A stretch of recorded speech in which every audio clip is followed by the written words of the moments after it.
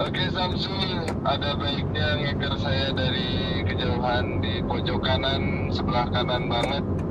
Siap. Take action.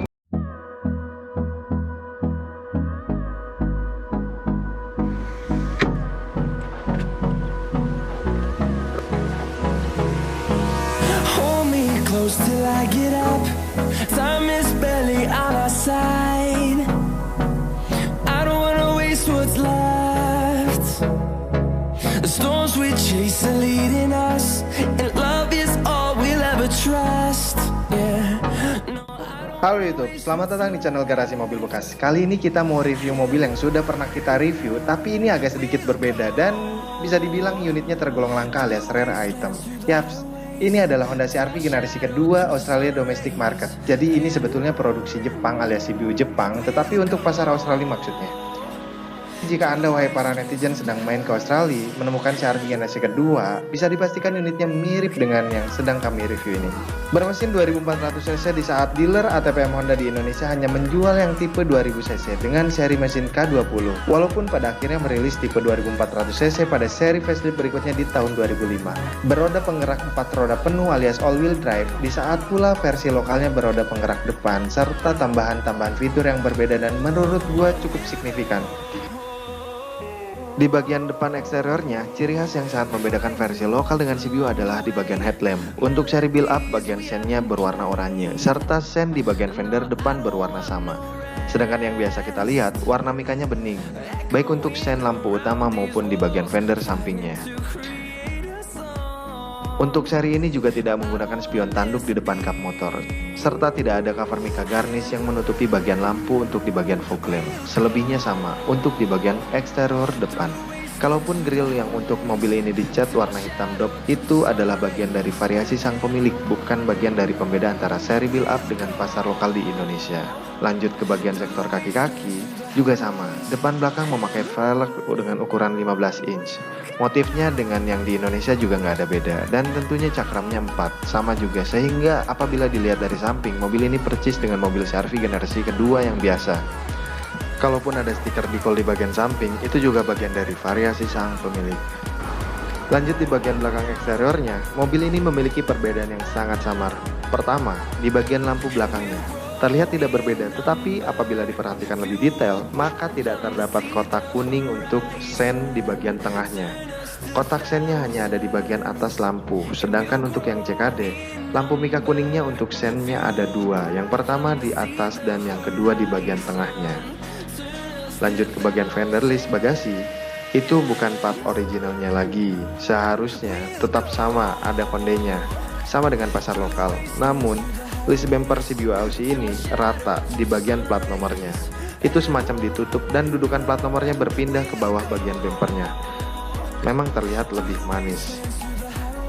Serta sebagai pembeda yang sangat signifikan ini, apabila Anda sedikit menjinjitkan kaki Anda untuk melihat atap mobil ini dari atasnya, akan nampak sunroof yang terpasang dari pabrikannya. Biarpun sudah berumur, mobil ini pada masanya di pasar Amerika telah mendapatkan penghargaan diantaranya dari majalah Car and Driver sebagai Best Small SUV untuk tahun 2002 dan 2003. Dan kalau disuruh milih mobil baru 100 jutaan dengan mobil ini, seandainya harganya 100 jutaan juga, rasanya gue lebih doyan miara yang beginian dibandingkan yang baru sekalipun. Karena ini menurut gue lebih keren kuadrat, karena yang versi lokalnya aja udah kece.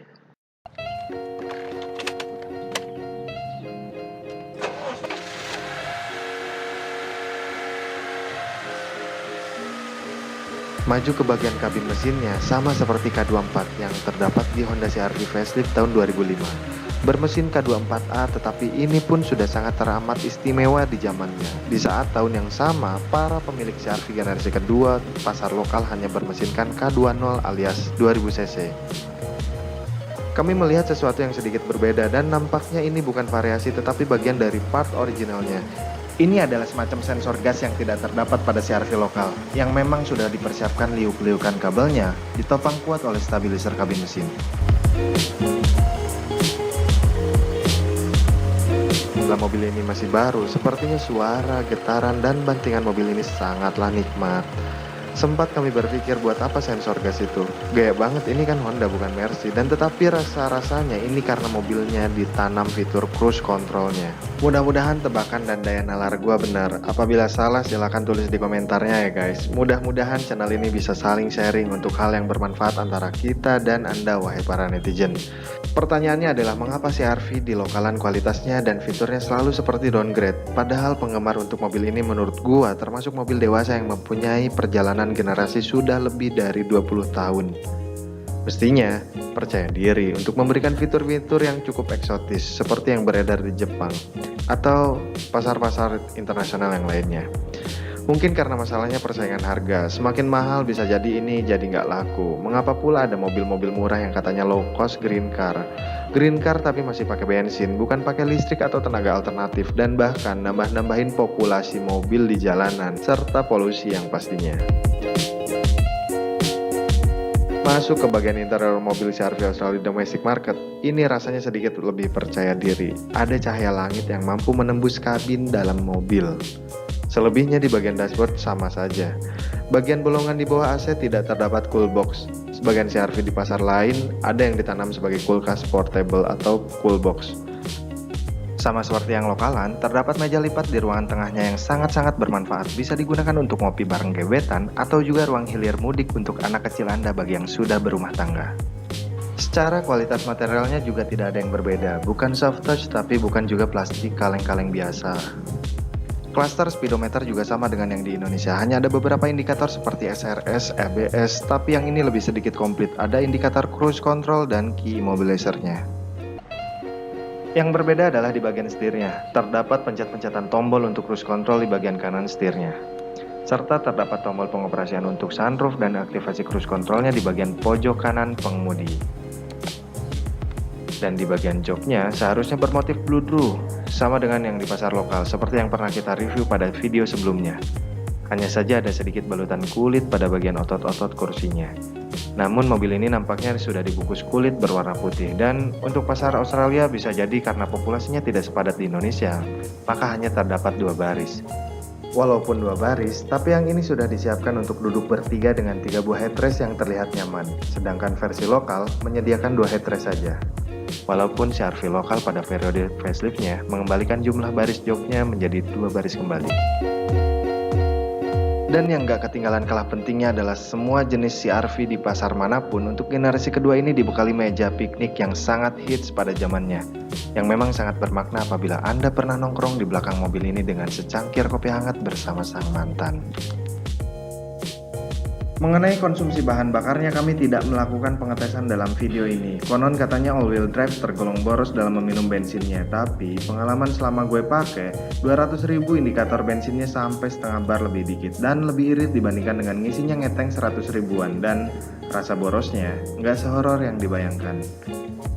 Untuk masalah harga, karena ini tergolong mobil yang jarang, maka apabila dijual, harganya tidak bisa ngikutin harga pasaran yang tahun lokal, karena memang dari speknya juga berbeda, dan signifikan perbedaannya.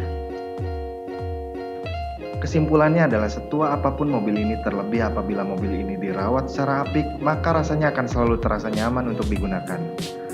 Tonton terus video kami, jangan lupa share, subscribe, like, dan komen pada kolom komentar untuk terus dapat berkarya bikin konten-konten yang positif. Apabila ada kesalahan dan hal-hal yang kurang berkenan dalam konten video ini, kami memohon maaf yang sedalam-dalamnya.